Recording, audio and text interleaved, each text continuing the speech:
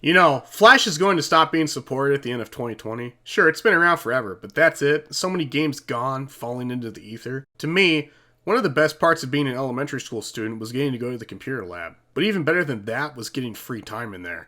For some reason, ours had Macs with an odd assortment of games installed on them, but the one I spent the most time with was Pro Skater 4. However, not every computer in the lab had those, so if my seat placement failed me, it was time to turn to the glory of the internet and Flash games. I mainly played Bomb, the game, and Special Mission, but there was one Flash game that was different. One whose quality stood leaps and bounds above the rest.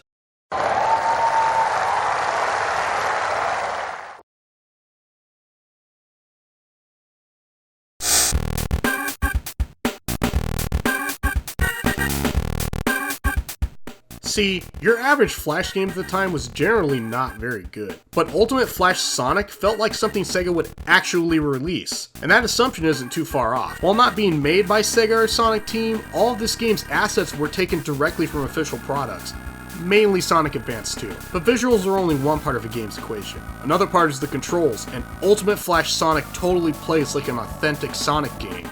And it was available for free online to boot. In fact, this game served as my introduction to Sonic and resulted in me getting Sonic the Hedgehog Genesis, and we all know how good of a decision that was. But rest assured, Ultimate Flash Sonic is nothing like that.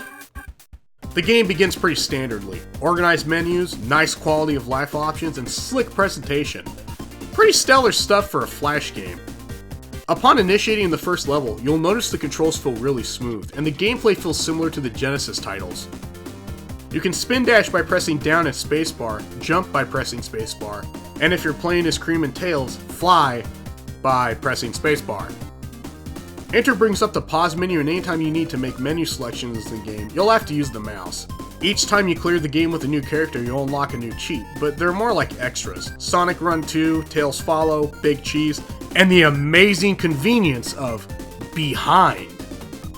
Is this great? There's only 2 zones here consisting of 3 stages each. 2 standard followed by a boss fight, which play out similar to those found in Sonic Advance 2. The level designs are good and have that classic bullshit enemy and hazard placement that Sonic games are known so well for. Yet the sense of speed is still communicated very well. However, there's no capsules, tricks, or special stages here, just the basics. Outside of having some minor issues with collision detection, there's not much to complain about. This really feels like a Sonic game. Your main goal is to beat the game with all 4 characters, then you'll unlock Amy. Outside of Tails and Cream, all the characters are the same though, meaning Knuckles can't use his trademark glide and climbing abilities, and Amy lacks her hammer. When you clear the game, you're met with the exclamation that Sonic Advance 2 is the best game ever, and you're placed back at the main menu to do it again. Other than that, there's time attack mode, but there's no real way to save your high scores. When it comes to Ultimate Flash Sonic, it's very basic, but it gets the job done. It prepares you for the real thing. It's finished its purpose and it isn't really needed anymore. It's okay to move on. I mean, let's be honest with ourselves. There's nothing here that you wouldn't find in a fit... Wait, what?